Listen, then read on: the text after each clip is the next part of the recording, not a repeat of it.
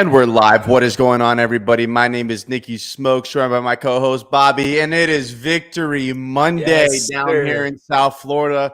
Preseason, we don't care. A win is a win. The Dolphins beat the Tampa Bay Buccaneers 26-24. What a thriller of a preseason game. I'm cashing first half bets that have no business hitting. Bobby's cashing out his money line Dolphins bet on the last play of the game. Mike McDaniel's coming out here, icing the kicker. I mean, we have so much to get into. It feels good to win, though, doesn't it? Even though it's a preseason game, doesn't it feel better that we won? Smoke, I mean, you said it right off the rip. What an exciting preseason game, and legitimately it was, especially if you had some money on it like you and I. I mean, you covering the first half line, insane, should have never happened in a billion trillion years. Yep. I got the full game line. It comes down to the last field goal. Coach McDaniel has to pull a little ice out there early to get it done. I mean, that's why you bet the games, to have some fun. It's a little extra rooting interest on the line. And the Dolphins come out on top. It was beautiful to see those boys back out there. And yeah, man, we got a lot to break down. It was a lot of good, some bad, definitely some stuff to talk about today. We got a lot of things to get into, but before we do that, please hit that like button. And dude, we are like what, 23 subscribers away from 500. If you haven't already subscribed, send the channel to some people. I'm trying to hit 500 today. I'm going to be giving away 2 preseason tickets to the game this Saturday with a parking pass. So your weekend is on me. I'm sending you to the game for free, 2 tickets with the parking pass. You have nothing to worry about. All I'm asking is a thumbs up and a subscription. That's it. And those are both free for you and anyone else that you put on the channel. So please go ahead, subscribe, share with some friends, and I got 2 tickets to give away today. But with that, let's get into this preseason game. Should we start with the good or should we start with the bad? We got to kick it off good, bro. It's a Monday. There's too many bad things in this Monday. world. Good vibes. Let's start it off with the good. And I thought Skylar Thompson played pretty good. Now, there's a couple throws that I'm going to show you guys later where, look, I mean, he's a 7th-round draft pick. He's playing his first ever professional game. I expect some of those things. But overall, 20 for 28, 208 yards and a touchdown. It's a very Tua-like game. I thought Skylar played pretty well. He said in his post-game press conference that he likes being thrown into the fire. And I like hearing that response because I relate to that. You know, I used to work in the restaurant business when I was like 15, 16 years old. And everything seems easy, right? When you're training and they're showing you this and that. But then your whole world gets flipped upside down when you have to start putting in orders on the system for the first time by yourself. And you're like, what's going on? And you start panicking, freaking out. And then after you take your 10th, 12th, 15th order, you're like, okay, I got this. I could figure this out. And I feel like that's what we saw with Skylar Thompson. And early in the game where he had his most talent, he looked good. But even later in the game when the 3rd, 4th, 5th, and 6th guys started coming in, his play never dipped. And that was my biggest takeaway from Skylar. I thought he looked really good for a 7th-round pick. What an analogy on the restaurant thing, by the way. I could relate to that so much. Just bartending, like you kind of get thrown back there and someone orders a drink and you're like, yo, I don't know how to make this at all. You kind of just throw a couple things together and it's good to go. And then by like the 3rd one, you know what you're doing. So I totally feel that. It's cool that Skylar likes that kind of environment as well. And yeah, man, I mean, I don't know what people were expecting out of the kid. He exceeded my expectations. Like you said, a 7th-round kid coming in here, playing all 4 quarters. I thought he looked solid. He had a couple real solid throws where he hit some long ones. I mean, Sanu caught a long one. He hooked up with Lynn Bowden for that bomb touchdown. That first play of the game to Gesicki, he made his read. He made the throw. I saw some things I liked. Even he scrambled. He had a scramble for like 20 yards, I think, at one point in the game. So, Skylar, I like what I'm seeing out of you, kid. Maybe you could have a career being a backup.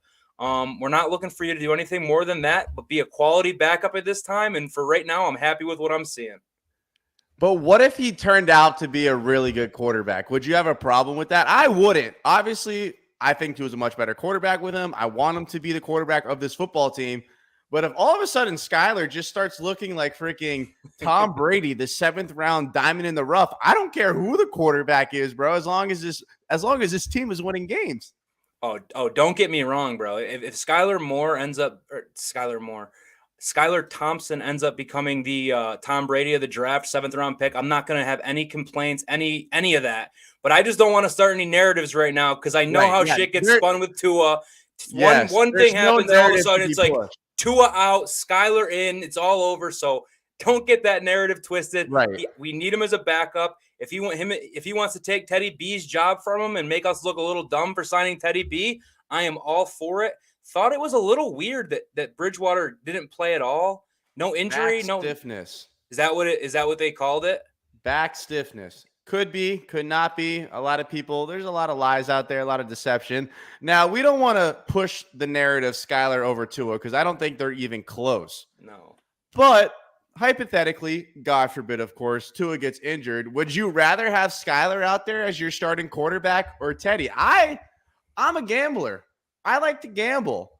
I'll roll with Skyler. What if you throw him out there and he just starts making plays? You're like, oh my God, we already know what we're going to get with Teddy. And if Tua goes down, I feel like this team is fucked regardless, you know? So what are we going to win? 1 game, 2 games with Teddy, or 0 for 2, or 1 with Skyler?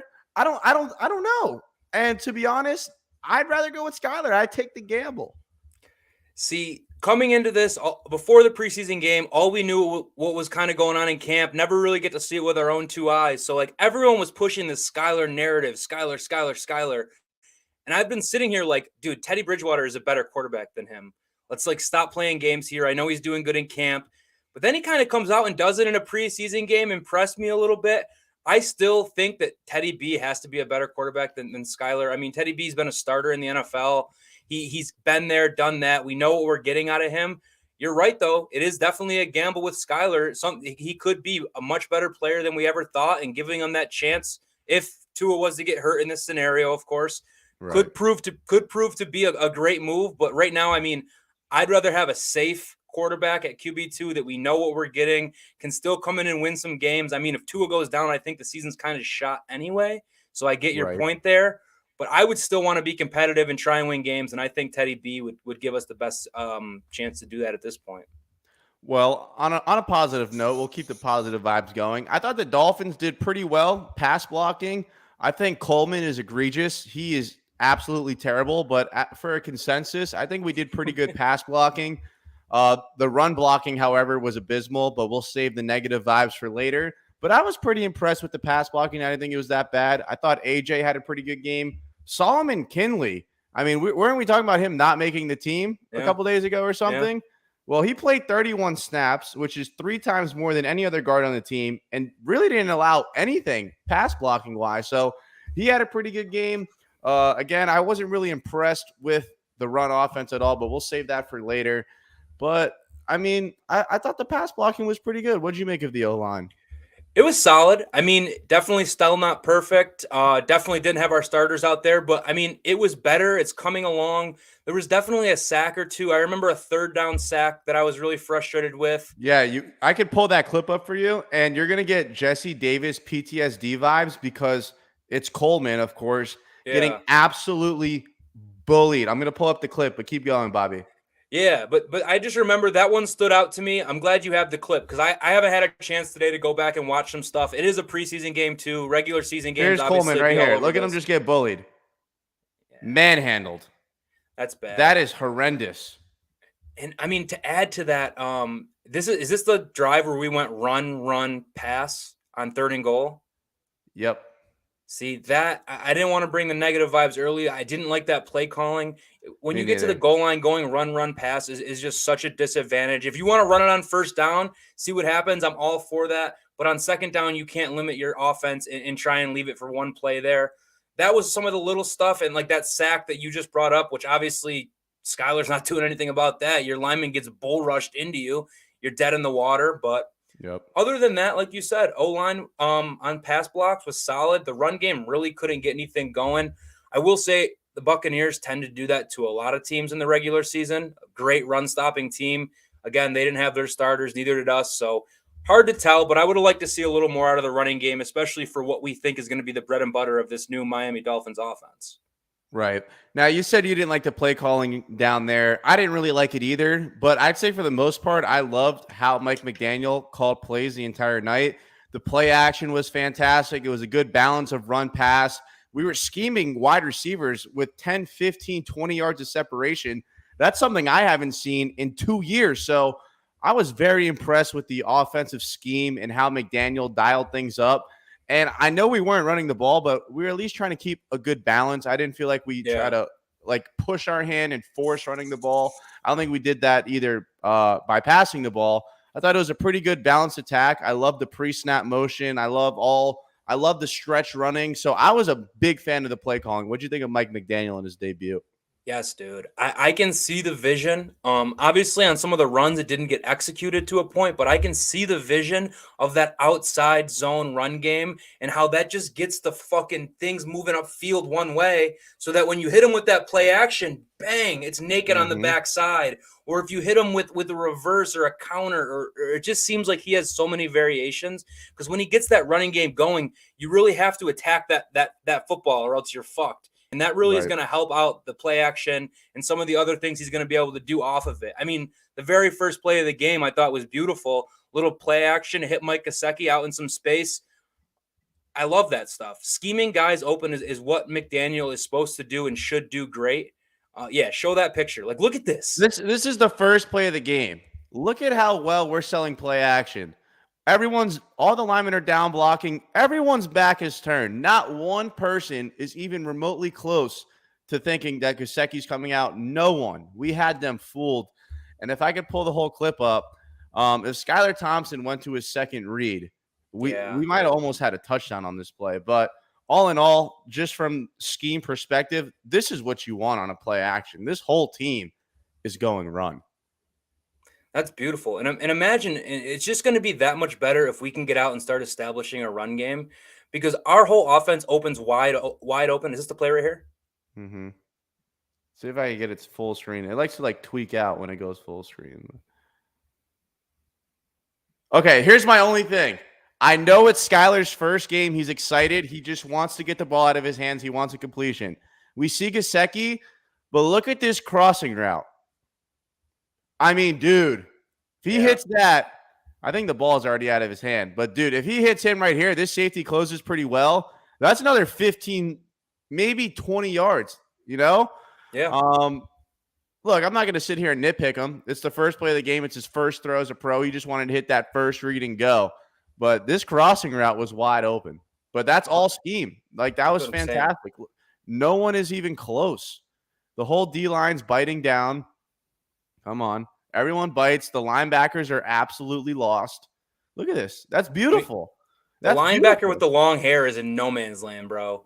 That was funny. I was just watching him on that play, and he just got lost. And if we're going to be doing that to linebackers all year, he's going to make Tua's job that much easier. Like, just talk about those easy passes where you got a guy who's got no one near him for 5 yards. Yep. I mean, that's butter. And then all of a sudden, Tua's confidence is through the roof, completing these easy passes. I see the vision in the offense. That excited me. Yeah, 100%. So I think we did a pretty good job about the positives. Now we could stir up the pot a little bit. And you already brought up Tua, so let's talk about Tua. Tua didn't play. Now, I've said all week that he shouldn't play. Me and you both came up here and said he shouldn't play. But on Saturday, I'm sitting on my couch. I'm seeing Patrick Mahomes play. I'm seeing Jalen Hurts play. Daniel Jones play. I'm seeing a bunch of starting quarterbacks play. And I'm just like, okay, why is Tua not playing? Is it an injury thing? Are they scared of him getting hurt? Or do they just not want to play the starters? Now, if it's an injury thing only, I kind of have a problem with that. Because if we can't make it a couple plays in the preseason and we're scared about Tua getting hurt, I think that's a problem. But I think if you're just like, okay, look, we're not playing our starting offensive line. We're not playing our starting receivers. We're not playing any starters. Why are we going to put our franchise quarterback out there? That 100% makes sense. So I 100% agree with why Tua didn't play. I want to make that very, very clear. But I do see why a lot of people are like, why is he not playing? Is it because we're scared of his injury? If he can't make it through the one drive of the preseason game, how's he going to make it through 17 weeks? So I see that side of the argument. I just think McDaniel was like, look, it's our first preseason game. I'm not starting anyone. There's no way I'm sending Tua out there without help. And I'm fine with that. That's how I saw it, man. To me, it seemed like McDaniel said, okay, I got to see these boys in live reps against the Buccaneers all week in practice. I got to see them get some looks against another team. I liked what I saw. There's no point in me putting this whole team out there against looks we've already seen. There's nothing to really gain from it. All you're really doing is risking it, and that's Tua included. And then once he made the decision the starters weren't going to play, or at least a lot of them, there's no reason to send the quarterback out there. Right. We don't need him getting killed. There's just no point. And I know you say that about the injuries, and if we're worried about him getting hurt in preseason, how do we expect him to stay healthy for 17 games? Very fair, extremely fair point. But at this point, we do know that there is an injury red flag, and the more we can do to limit it in non-crucial, important parts of the season, I'm all for. Put the guy in bubble wrap when it doesn't matter. I'm cool with that. We need him for those 17 regular season games. And other than that, I'd like to see him staying healthy, man. That leads me to my next question, though. So you don't play him the first game, which is fine. And Perfect Q in the comments says Herbert didn't play. Burrow didn't play. Burrow just had appendix surgery or something. Mac Jones didn't play. Garoppolo is really not even on the 49ers. I'm not counting that. And Lamar Jackson didn't play. Well, Burrow was in the Super Bowl. Herbert was Offensive Rookie of the Year. Lamar Jackson, former league MVP. And Jimmy Garoppolo has been to a Super Bowl and 2 NFC Championship games. But I see your point. But you just said that we should protect him at all costs and limit that injury percentage as much as we can. Mm-hmm. So why even play him at all during the preseason? Do you even think it's worth it to send him out there next week for a drive or two? I mean, it depends. I think that this Bucs one is more of an example of we already got to see it in practice. There's no point in doing it again. We've already got out of this unscathed in practice. He's not going to get hit.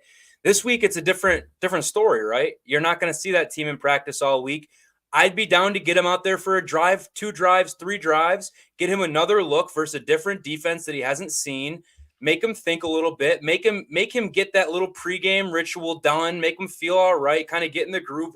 That I'm down for. The Bucs thing this week was more of just a situation where I didn't think he needed to. Now, this is one where you take a little bit.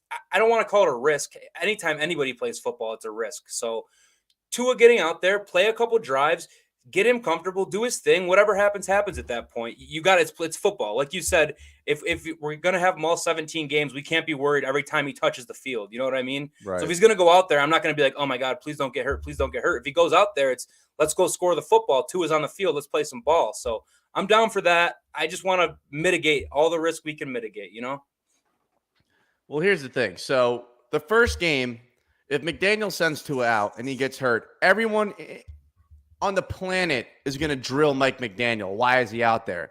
Well, what if that happens in the second preseason game? Is Mike McDaniel still going to be responsible and take all of the heat for sending Tua out there? Are we going to come on here on Monday and say Mike McDaniel's an effing idiot for playing Tua in a meaningless game? Now, when I'm sitting here thinking about it, I'm conflicted because I want Tua to go out there and I want to see Tua play, just even if it's a little bit, because like you said, we shouldn't have to hold our breath every time he steps on the football field. But if he goes out there and he gets injured, I believe that me and you are going to come up here and be like, Mike McDaniel's an idiot for playing Tua in a meaningless football game. It's a double-edged sword, brother. I mean, you got to live by the decision one way or another. If he makes the decision, that's the decision. You can't kind of go back on it and play like revisionist history where it's he shouldn't have done this, shouldn't have done that.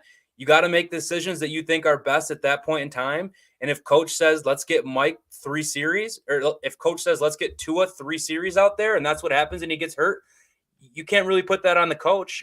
You got to do what you got to do at some points and get the guy on the field and protect him, do what you can. But when he's on the field, he's on the field, and it's time to play football. But, I mean, it's nervy. Do we think that Saleh is a complete idiot for putting Wilson out there and getting hurt? I mean, what's your opinion on that personally? I don't know. I don't really care. It's tough to blame a coach like that, anyway. You know? Weird shit happens. It does suck, but it is what it is. Let's just pray to God that we don't have to think about that, worry about that, or do that at all this season, you know? Yep. Before we continue, again, if you haven't already, hit the like button. We're going to be giving out 2 tickets to this Saturday's preseason game with a parking pass.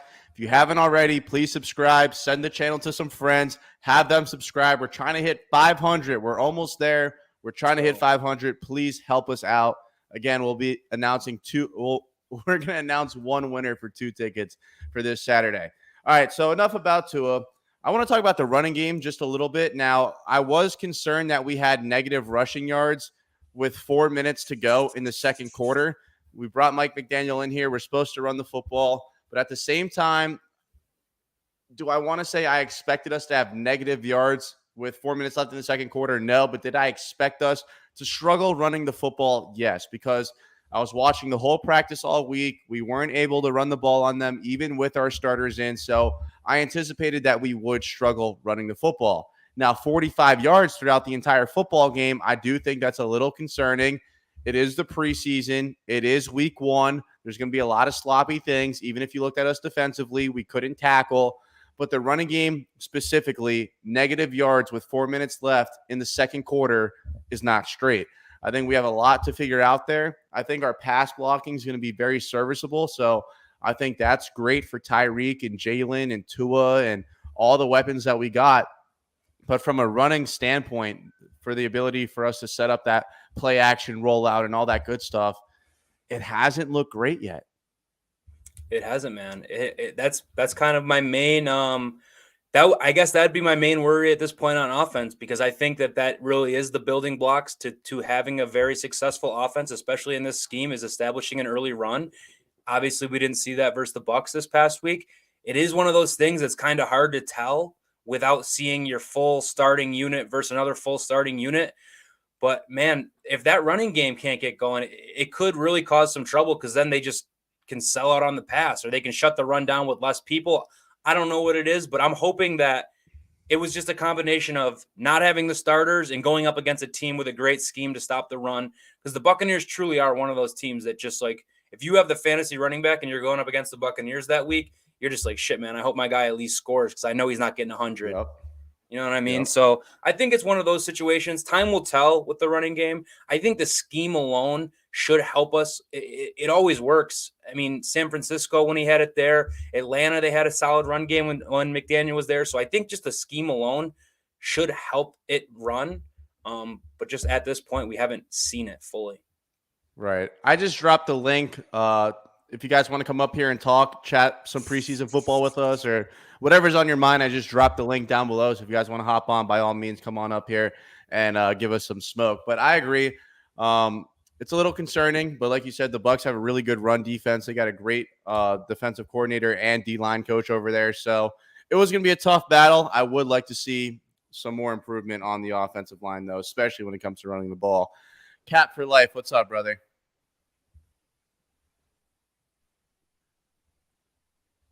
Cap, damn Wi-Fi. Cap alive. All right, Cap. Let me know if you figure it out, Cap. We'll bring you back on, Cap. In the meantime, I got a question for you, Smoke, about what you saw out there. So obviously there's been a lot made of kind of the wide receiver battle, some of the depth, who's going to get some of those last spots. Was there anybody in the game that you thought stood out to you a little bit more than the others? I thought Lynn Bowden had a great game. I thought Lynn Bowden had a really, really good game. I thought he played really, really well. You know what stuck out to me, though? I didn't think Cedric Wilson looked that fast. I don't know if that's a weird thing to say, but every time he touched the football, I didn't feel like he was explosive. Yeah, I didn't even realize it was Cedric Wilson when he caught the first ball. You know, that takes you a second to see a new guy on a new team, the new number. I think he wears what, 11? Parker's old number? Yep. Yeah, that took me a second. I was like, who the fuck is number 11 now? Oh, wait, that's him. So I was like, okay. But I thought the same thing about Lynn Bowden, but the one thing about him that really just drove me nuts was when he fair caught the ball at the 4-yard line on a punt. And for me, it's just like, that's just one of those dumbass things that you need to be able to do. Hey, we got Cap. What up, bro? Hey, man, thanks, man. I'm over here running through some patches over here, man. But just shout out to you guys, man. And shout out to Hialeah Bread, man. Good dude, man. Has a hype video out in his channel, bro. I suggest you guys go see it. 10,000 views so far. It'll get your pulse real hype if you're into that type of stuff, man. And right now I'm into it, man. I like the swag that I saw from him icing the kicker. I saw that he wasn't afraid to get squared up when he was about to get ransacked by some type of, I don't know if it was a running back or wide receiver, but the dude didn't flinch. So in that aspect, I like it, bro. I like it. So far, it's just the concern for me is the running game. I know you guys keep saying Tampa's stellar and stout and they do their 10-man front. But regardless, man, I just didn't see that enthusiasm and that persistence to try to get more yardage. And I see Skyler out there almost out rushing Gaskins. Yeah, I know. And I was watching the tape, and Tampa had like 8 guys in the box almost the entire first half. So it's always hard to run the ball when you have 8. I'm not using that as an excuse for why we had 45 rushing yards. You got to, if there's a will, there's a way, you know. 45 rushing yards through 4 quarters of football is not cool. I don't care how many people they put in the box. Like, you got to figure something out. But to your Mike McDaniel point, him icing the kicker fired me up.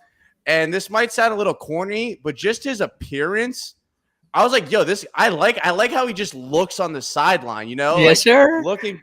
What's up, Jay? Hey, what up, Jay? I was just his appearance had me sold. I was like, he looks like a head coach that I could get behind. And I was kind of scared about that before, and it sounds weird.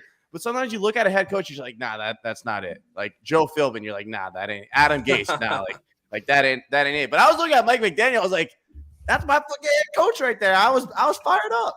Had to see what the guy looked like with a headset on, bro. And he came correct. I still got the question out there. What was he wearing on his feet? No one's been able to answer it for me yet. I couldn't see a camera angle during the game. I need to know if he had the Yeezys on, plain and simple. Jay, do you know if he had Yeezys on? I don't know, but I'm fucking hyped, boys. I'm fucking Yes, hyped sir. out of my fucking mind, man. Oh my God. What's got you so hyped? Just seeing the team finally in action. I'm just Right. Okay. dude, Okay. This So team just the aurora of football coming back has you fired up. yeah, like I was Yes. like yes. just watching the game. I was just watching the sideline, and you're just taking in all the atmosphere, I guess what I would say, which is, by the way, coming through the TV. It's coming through the screen. You can feel it through the screen. Hell It's yeah. like incredible. I just thought it was an insane game. Like, not even the game It was a great insane, game sorry. too, The game bro. was great, but like, I don't know. There's just something about this season that just has me fired up. I don't know what to tell you. I'm just fired up. It's It's there's nothing probably else to seeing say. like Tyreek Hill warm up before the game, and you're just like, oh shit, like we got a fucking squad. That's the vibe I get, is that we have an absolute squad, bro. And obviously we want to see it happen in the regular season first. And I just can't wait for week 1. Like, this preseason's great. It gets me through the offseason. Like, this is so much better that now that we have a preseason game to talk about versus me and you are making up debate topics in the middle of June and July, just trying to figure out what to talk about for the next 3 months. But we're here. Like, it is fucking football season. And I can't wait, bro. Yeah, this is a whole hell of a lot easier to watch a game, talk about a game, than talk about Smoke. Who do you think is going to be like the 5th running back in like next December, or whatever the weird topics we were coming up with? It was great to see the boys on the field, but like a real game, bro, I just can't wait, because that feeling amplifies. Like, this Saturday, I played some golf before. I was chilling, then I sat down to watch the game. A Sunday at 1, I'm pacing around the house at 8 a.m., drinking my coffee, not even able to sit down because I'm so hyped. So it's building. We're getting there. But when that first Sunday comes, boy, ooh, can't wait. Hey, Mudbone's right. If you haven't already, hit the like button, hit the subscribe button. We're trying to hit 500 subs, giving away 2 tickets to this Saturday's game. We're going to announce the winner at the end of the show. Make sure you subscribe, hit the like button. Jay, I want to ask you a question. Cap, you could chime in too if you want. So me and Bobby, we talked about what we liked, what we didn't like from the preseason. Is there anything that stuck out to you, positive or negative? Stuck out. There's a lot of things. Like, I'm not trying to do a selfish plug. Like, I'm actually editing that video right now. But honestly, okay, so in terms of sticking out, negative, it's Noah Benogany. If you want to go for a player, dude, that was real bad. Positively, I'll go kind of down the list. Skylar Thompson, like, he actually looked up to kind of what everyone was talking about. It's hard to trust that a 7th-round quarterback was doing what he was doing in camp, and to go out and see him go 20 for 28, 100 or 200 and whatever yards, and 1 touchdown, no picks. In that first half, he was letting it up 10 for 12, 122 yards, 1 touchdown, no picks. Like, it's very cool to see those types of things, especially considering you kind of thought Teddy Bridgewater had that quarterback 2 spot locked up. I still think it relatively is, just because as good as Skyler is, there is a in the NFL, whether it's Mike McDaniel, who's a futuristic head coach, kind of modern head coach, there is still a basis kind of on your past and your experience, which Teddy Bridgewater has. Like, I still think it's his job to lose, which is really unfortunate, because I would absolutely hate to lose Skylar Thompson if we had to put him on the practice squad. I do believe there's something about, like, you can protect 4 players or something like that, but I don't know how those rules apply. I'm not up to date on my practice squad rules right now, so I couldn't tell you. But No, what I heard is the practice squad players belong to the league. So anyone could pick up anyone on your practice squad. That's what I don't thought too, but I thought understand. there's protections were. I thought there was like 2 players you could protect every week or something like that. If not, What then I I'm don't definitely understand is mistaken. who are we trying to protect so hard and so willing to compromise a third quarterback that you're willing to keep that person over Skyler? Because correct me if I'm wrong, but the 2 guys that we have right now are really notorious for being injured. So, having a third, I wouldn't mind it, but who are we protecting at number 53? Well, that's what I'm saying. I'd rather have Skylar Thompson on the 53 because if one of them goes down, you only got one quarterback on the depth chart. And if someone sees Skylar Thompson's 7th-round project that they get stuff on their bench, they're going to do it. So I don't want Skylar going anywhere else. If there's any 7th-round project that could somewhat be developed, keep him here. I just want to play Seattle this one and clip. Carolina would snatch him up in a heartbeat. Carolina's got Corral. Corral. I think Corral's going to be a good quarterback. I think Matt Corral's going to be a dog. I really do. But Carolina's not going to pick him up. They already have 3 quarterbacks. They already have their own problem. This is the only thing that bothered me from Skyler because I really thought this play should have been a touchdown. Still a great play. And I know Tua's guilty. Like he had that one throw against the Giants or the Panthers, whatever it was, that cross route to Waddle. If he hits him in stride, maybe it's a touchdown. But this throw was just so late. And I want you guys to see it. I think it should have been a touchdown. Mm-hmm. Whoa, what happened? It's always doing that to me, dog. I'm trying to give the people the plays. Hold on, let me get that pulled up because it really should have been a touchdown to be completely honest with you guys. The one to Bowden, yeah. Yes, it's the one to Bowden on the crosser. Yeah, this isn't it. Is it this one? Yeah, okay, it's this one. Play action was butter all day long. But right here, if that ball's out, it's a touchdown. Even here, if the ball's out, it's a touchdown. Look at this safety. He has his back turned to the sideline.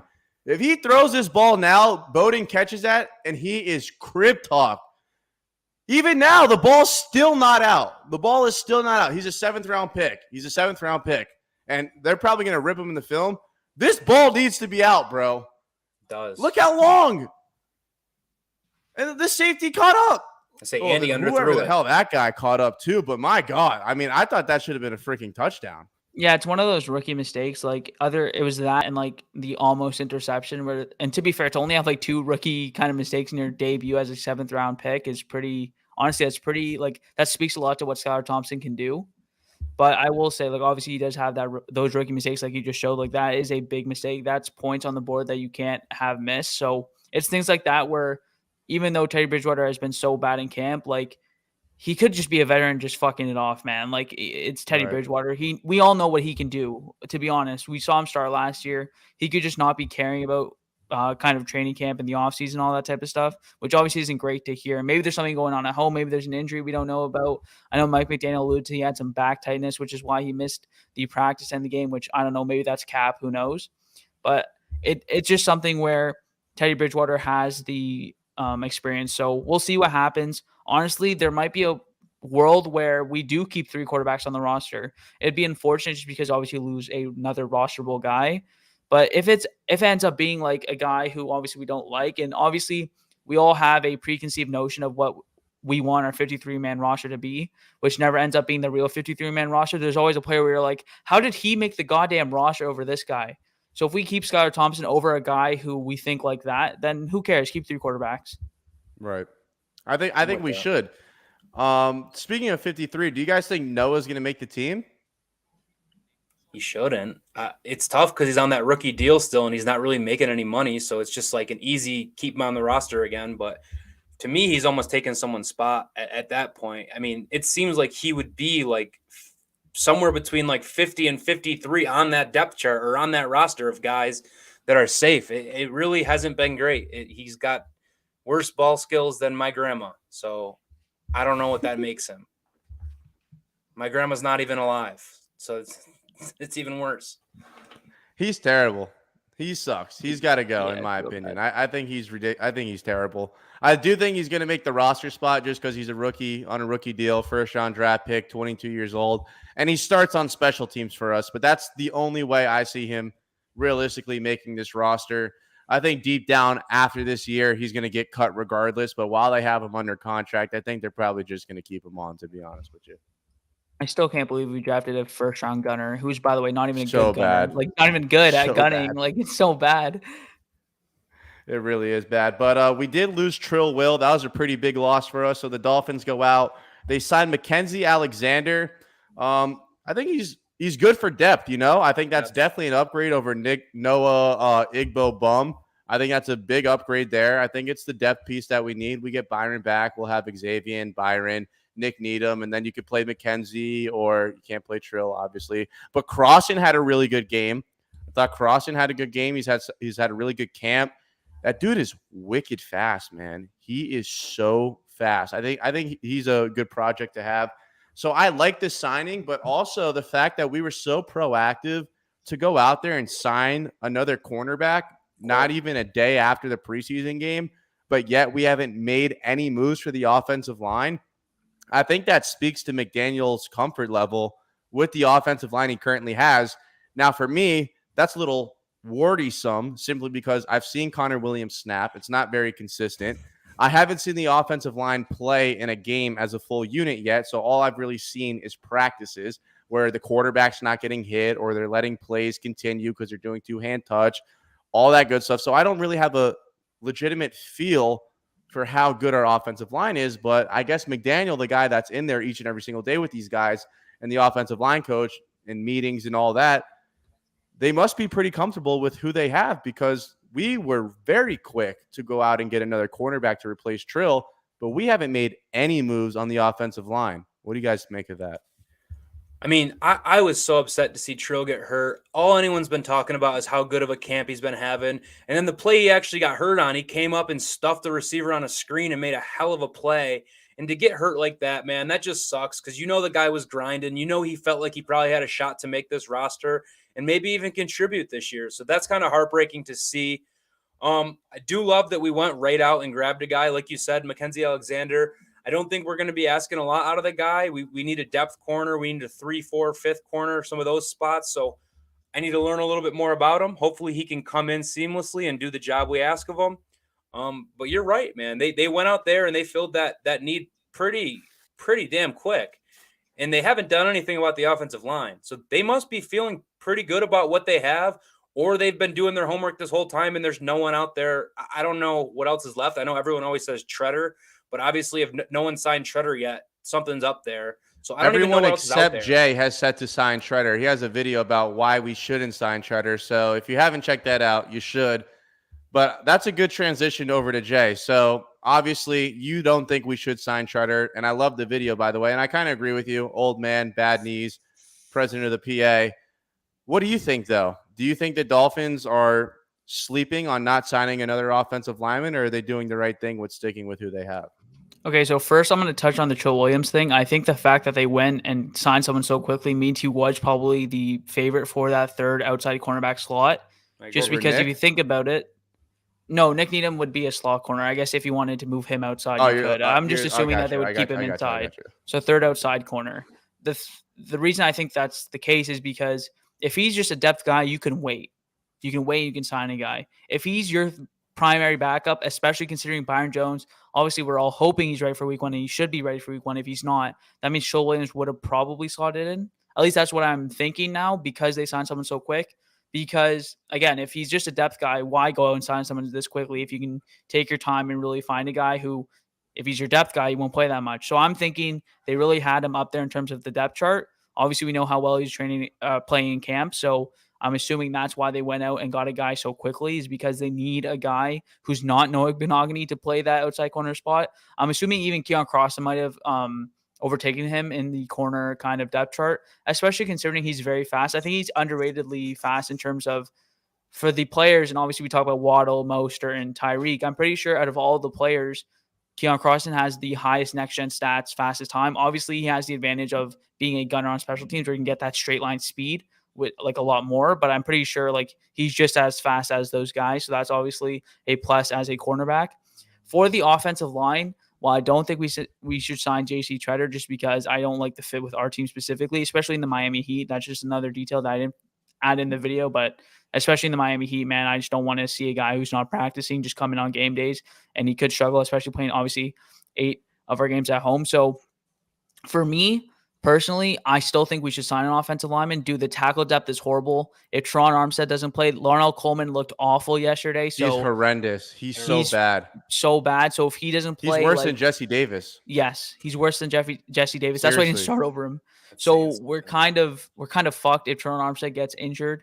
So I would love to sign a depth tackle. Riley Reef just got signed like a few, it must be 2 weeks now, but he got a good contract because he was actually genuinely decent for the Bengals last year. Not great. Obviously, we all know how bad that Bengals offensive line was, but he was okay. But we need an interior offensive lineman, whether you want to push Connor Williams back out to guard or you want to keep him at center. I don't care. I trust Mike McDaniel. Get another interior offensive line out there.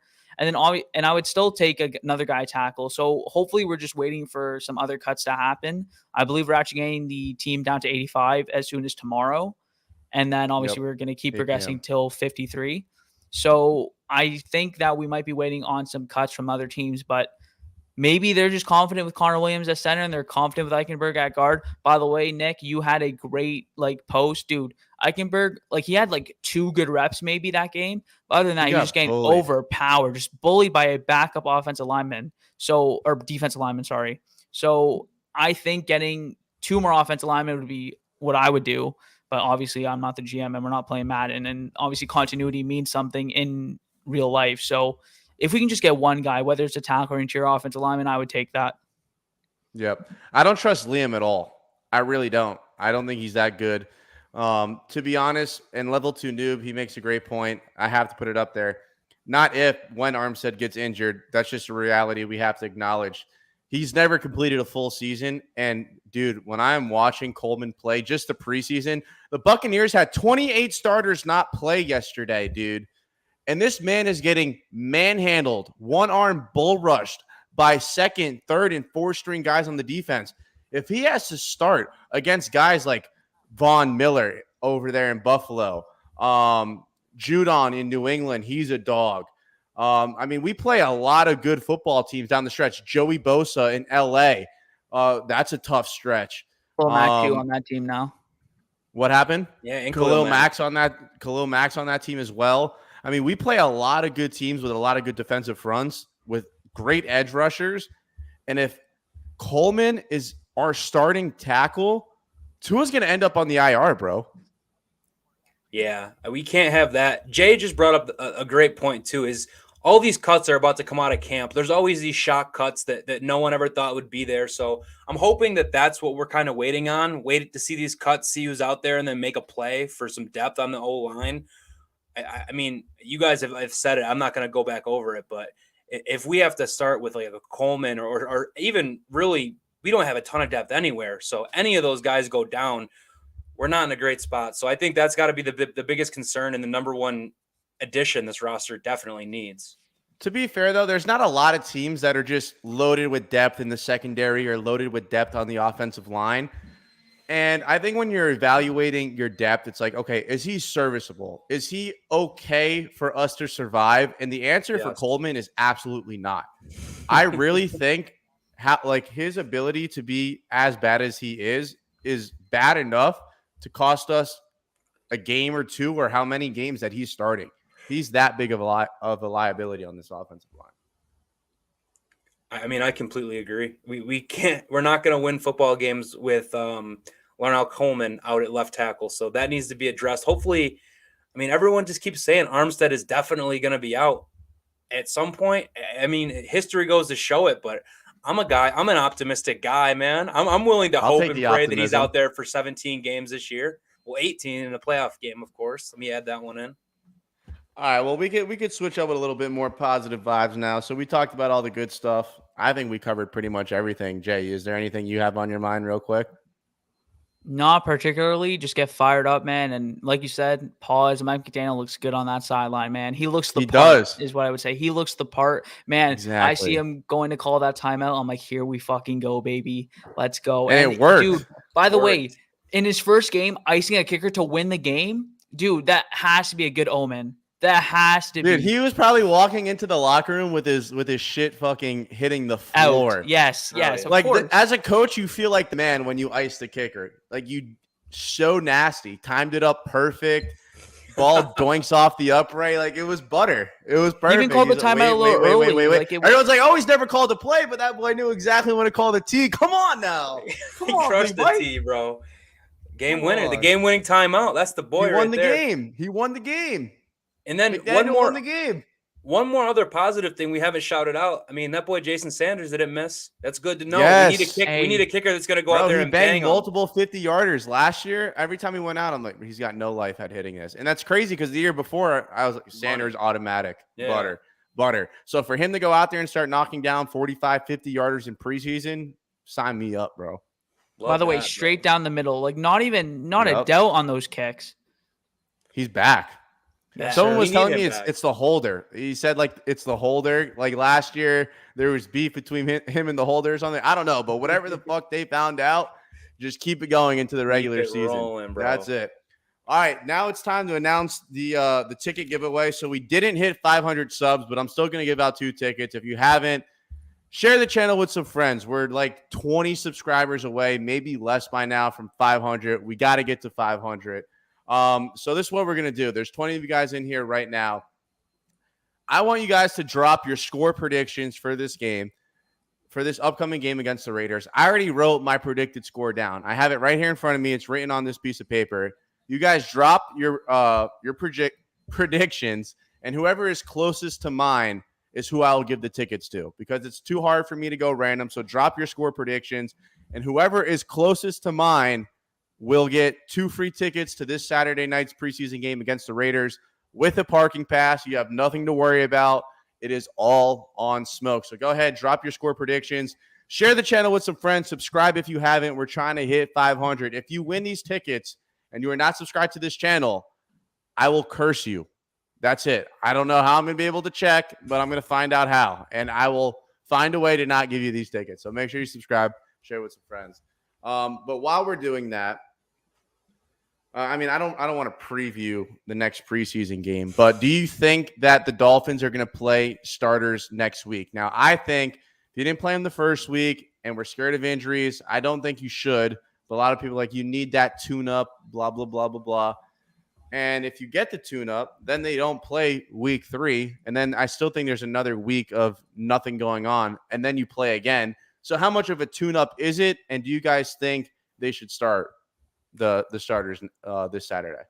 I believe that they will start this Saturday. Kind of for some of the same reasons I said earlier. I think it'll be nice to just get yet another look against a different scheme, a different team. And for these starters to get out there, get your pregame routine in, get some sort of a schedule down, get a feel, get ready, get right. It's kind of all it is, a tune-up, like you said, Smoke. So I think that they do play. I think it'll be less than a quarter. I would say 3 drives, maybe 2 drives, something along that line. And I do think it'll be nice to just get them out there, get another look, get some continuity. As Jay was kind of talking about earlier, it's nice to have that continuity in the team. So I'm for it. Nothing crazy, short, sweet, and injury-free is all I can ask for. Can't beat that. Yeah, I would say in the next 2 games, they don't play more than a quarter combined. Dude, I don't even care that Zach Wilson didn't tear his ACL. That shit scared the fuck out of me. Scary. I'm saying, bro, the fan in me wants to see Tua. Like, listen, I've discussed this before, and I don't want to get into it. But I'm not to a Sam, I'm to a fan. But I love seeing him play. It's one of my favorite things. It's awesome. So I would love to see him play, and that's the fan in me. I would love to see him play every snap. But there's a legitimate football part to this. And I think playing him, it's got to be like a drive, maybe. Dude, I don't need Teddy Bridgewater coming in. Listen, as much as I like Skylar Thompson, I don't need him coming in either. So play Tua maybe if you have to, if you think, especially if he's kind of. But that's the argument. Like, for how valuable is that one drive really? Exactly. Like, do you It's think like, that one worth drive in the risk? preseason is going to translate to 3 wins in the regular season? No. Yeah, like it's such a tough thing because, by the way, the players want to play. They're trying to get in there. But it's also like there's a give and take with injury stuff. And it's, to be honest, if I was the coach, I'm saying don't put them in. And also, Mike McDaniel is very proactive with this stuff. I don't think I've ever seen like him, like our guys sit as much and load manage. I know it's an NBA term, but load manage as much as our guys have in preseason and Which during I'm fine training with. camp, which by the way is so smart. You're talking about Toronto Armstead playing the whole season. This is probably why they're probably doing their best effort. Mike McDaniel has been very proactive with that type of stuff. He has very specific plans for all these players. Like even during press conferences, the players don't know what to say. They're just like, yeah, I'm sitting today and then I'm back in tomorrow. It seems very specific and very well thought out. So I think there's a plan there. And obviously because it seems like a lot of our players are very injury. There's a lot of injury history with a lot of our players, which is a part of like not the greatest roster construction in terms of from that standpoint. But to me, it's like you got to protect these players, especially now that we're kind of entering that elite of the elite part. Why would you have Tyreek Hill out there? Why? Right. There's zero reason. Because we need to know he still has it? No. Because he needs to generate chemistry with Tua. They've been doing that anyways. Facts. So, and here's how I would say this. I would rather sacrifice the first drive of the regular season, because at least we're in the regular season, for 3 drives in the preseason. It makes no sense. Because if they get injured in the regular season, I can't be mad at that. Obviously, you're going to play them in the regular season. There's no reason to be mad at that. So that's what I would say. It's also very tough because I've gone back and forth with this myself in my head because, like I said before, and like Bobby agreed, there is something to continuity and chemistry building. But to me, you just develop that in practice. And even like Mike McDaniel alluded to as well, during the joint practices, they might be going harder than they are in some preseason games. Maybe not with the tackling, but at least with the hustle and what they are wanting to do, because these guys are fighting for their lives out here. And that's where they're getting the true reps in terms of, especially with coaches being able to watch them and be involved in every play. So with that in mind, it seemed like McDaniel really said, like, we'll see how Tua does in these practices. If they play well and whatever, and they don't need to show anything more, if they're doing well in these joint practices, don't play them. Just don't. Right. There's no reason to. The fan in me wants them to play so bad, but there's no reason to. And then I woke up the next day and I wasn't really like, damn, I'm pissed off Tua didn't play in that preseason game. Like, you're pissed off in the moment. You see him warming up. Exactly. You see Tyreek Hill on TV. You're like, damn, I just want to see this already. Like, give it to me, give it to me, give it to me. But then I wake up the next day. I'm like, okay, we made it out injury-free. I mean, Trill got hurt. But for the most part, we kind of made it out injury-free, which I thought was a win. I mean, Trill's a big loss, but I think it could have been worse. Like, if we send out Teron Armstead or Tua and one of those guys hurt, we'd all freak out. And I just don't see any positive from us playing him any of these preseason games. And like what Jay said, me and Bobby talked about it. If we go out there week 1 and Tua gets hurt, it is what it is. He's an injury-prone quarterback. We have to find someone else. But if he gets injured during a preseason game, Mike McDaniel, what are you doing? You're an idiot. Like, well, how could you play him in such a meaningless game? It's a lose-lose for Mike McDaniel. The best thing that would happen if we play Tua in a preseason game is we score on the first drive, and all of a sudden, like, Dolphins Twitter gets a little excited. You give the fans a little optimism. But at the end of the day, the win column doesn't change. It doesn't go on your record as a win. It's just not worth the risk. So I don't think they should play him at all. If you didn't play him in the first game, don't play him at all. It's as simple as that. By the way, as much as I hate it as a fan, I just want to say this. The fact that they have the confidence that they don't need to play him says a lot about where he's at in his development. I just wanted to put that out there. I think that's fair. But I feel like what they've seen, it's only been in practice. I want to see a little more live contact. Definitely. But I'm okay with waiting until the regular season. Like, I don't need him taking shots before the season starts. There's no benefit. And it seems like Coach McDaniel is like the ultimate player's coach, wants to make sure his boys are good. Like, the dude's wearing a sweatsuit in the middle of the summer in Miami just to try and level with the players on what they're feeling in the internal temp. So, like, you could tell this guy cares. He's going to do everything in his power to keep everyone on that team healthy and put them in the best position, in my opinion. So, like, I'd be cool. I'm kind of on Jay's side where I'd rather them not play at all. I just think that they will. For some reason, I think that this game they're going to get a couple reps. If it was me, I'd be totally fine if he didn't play a single game in the preseason. It's meaningless football. Other than a couple key things we talked about, which help, regardless, at the end of the day, it doesn't mean anything. Yep. I think we'll end with that. So we got another show coming up at the 6 o'clock hour. Me, Bobby, 3 other dudes. We're going to be breaking down the AFC West. It's time to announce the winner. So my score was 27-13. The closest to that was Cap for Life, 24-14. Hey. He was off by 3 on both teams. Cap for Life, hit me up in the DMs on Twitter at Nicky Smokes. I'll send you over. Well, you'll DM me text me your number. I'll send you the tickets and the parking pass. I'll get that done tonight after the 6 o'clock show. Thank you to everyone that watched, subscribed, and liked. It means the absolute world to me. Jay, thanks for coming on. Bobby, as always, thank you to everyone that watched. And as always, fins up. Fins up, baby.